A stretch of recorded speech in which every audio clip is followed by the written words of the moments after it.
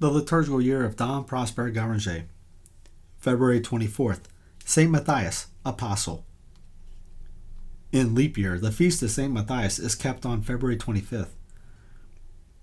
An apostle of Jesus Christ, Saint Matthias is one of the blessed choir which the Church would have us honor during the season of Septuagesima.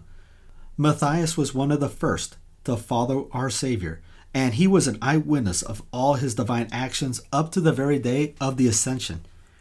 He was one of the 72 disciples, but our Lord had not conferred upon him the dignity of an apostle, and yet he was to have this great glory, for it was of him that David spoke when he prophesied that another should take the bishopric left vacant by the apostasy of Judas the traitor.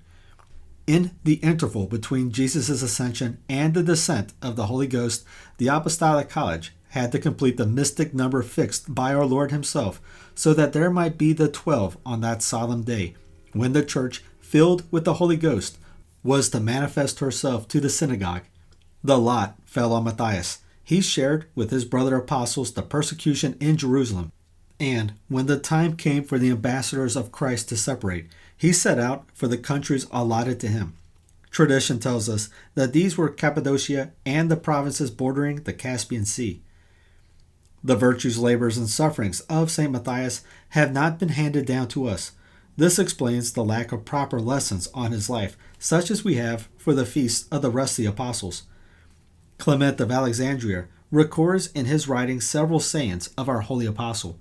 One of these is so very appropriate to the spirit of the present season that we consider it a duty to quote it.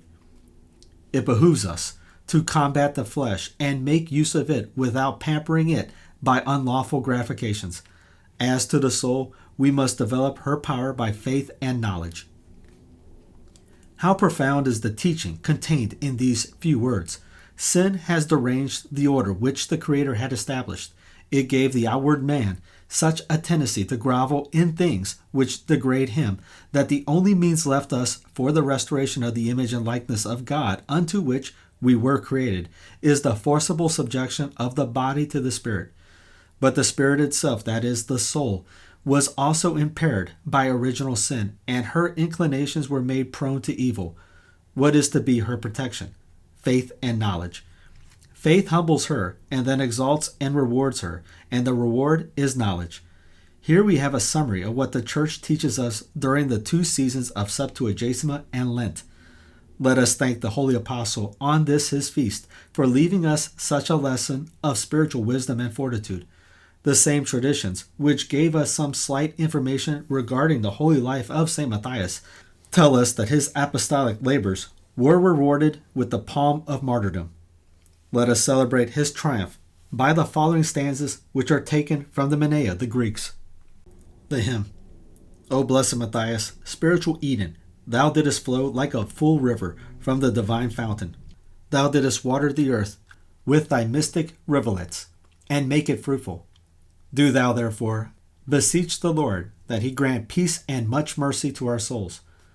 O Apostle Matthias, thou didst complete the sacred college from which Judas had fallen, and by the power of the Holy Ghost thou didst put to flight the darkness of idolatry by the admirable lightnings of thy wise words. Do thou now beseech the Lord that he grant peace and much mercy to our souls. He that is the true vine sent thee a fruitful branch, bearing the grapes that give out the wine of salvation. When they drank it, that before were slaves to ignorance, they turned from the drunkenness of error.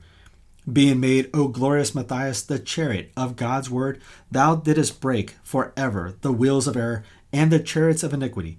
By the divine power thou didst defeat the idolaters and destroy the pillars and the temples. But thou didst build up to the Trinity other temples, which echoed with these words, All ye people praise Christ above all forever. O venerable Matthias, thou, like a spiritual firmament, didst proclaim the glory of the only begotten Son of God. Let us with one glad voice celebrate the praise of this apostle who was effulgent with the Holy Ghost. He was the fisher of them that had gone astray, the light that reflected the divine brightness, the teacher of the mysteries. O blessed apostle, the Savior called thee his friend, because thou didst keep his commandments. Thou art heir to his kingdom, and thou art to sit with him on a throne at the last terrible day. O most wise Matthias, who didst complete the number of the Apostolic College. Guided by the sail of the cross, thou, O Blessed One, didst pass over the troubled sea of life and didst reach the haven of rest. Do thou now vouchsafe to join the glad choir of the apostles and beseech the infinite Judge that he would show himself a merciful Lord unto us. Thy tongue was a bright lamp of glittering gold, burning with the flame of the Holy Ghost. Thou didst consume all strange doctrines. Thou didst quench all fire that was profane. And to them that sat in the darkness of ignorance, thou, O wise Matthias, didst show a brilliant light.